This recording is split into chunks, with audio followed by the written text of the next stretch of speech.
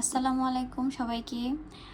আজকে আমরা জানবো হলো প্রি রাইটিং টপিক নিয়ে। প্রি রাইটিং ব্যাপারটা বলার আগে বলতেছি যে এর আগের ভিডিওতে আমি দেখিয়েছিলাম কিভাবে আপনি বাচ্চাকে প্রিপেয়ার করবেন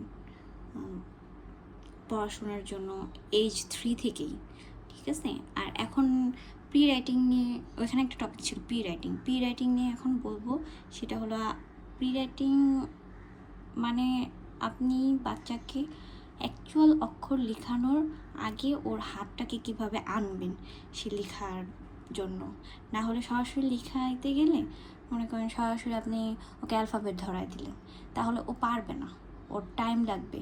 আর ও যখন পারবে না, ওর টাইম লাগবে, তখন ও কনফিডেন্ট হারাবে, ওর কাছে পড়াশোনাটা বিরক্তিকর লাগবে।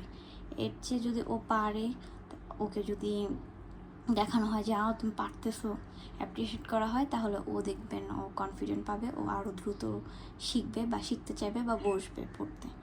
এই জন্য প্রি রাইটিংটা খুব জরুরি। প্রি রাইটিংটা খুব সহজে পাঁচ ধরনের আর কি প্যাটার্ন দিয়ে আপনি শুরু করতে পারবেন।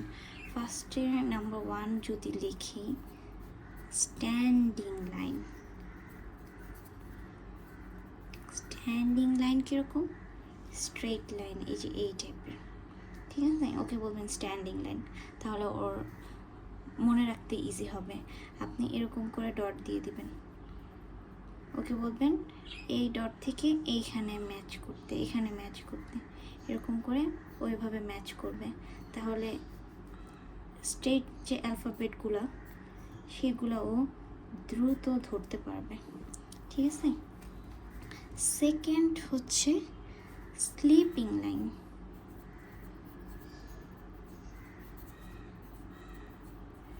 স্লিপিং লাইন কোনগুলো?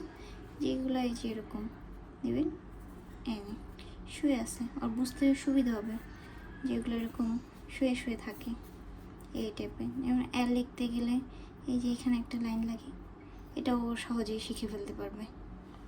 তারপরে 3 নাম্বারটা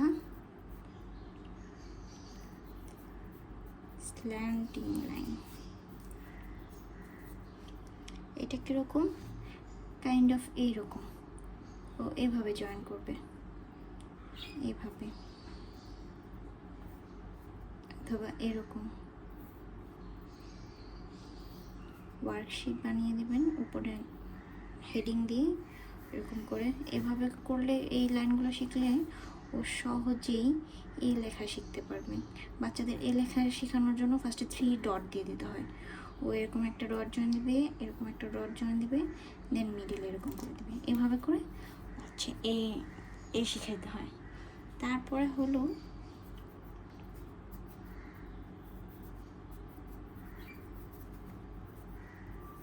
zigzag line.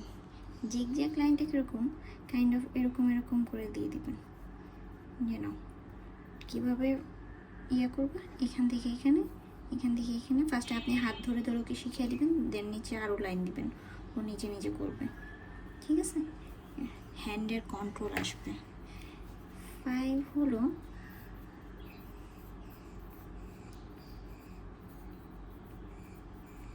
Curves, circle or curves. আপনি এরকম এরকম ডট ডট করে সার্কেল বানিয়ে দিতে পারেন, ওইটাকে সার্কেল বানালো।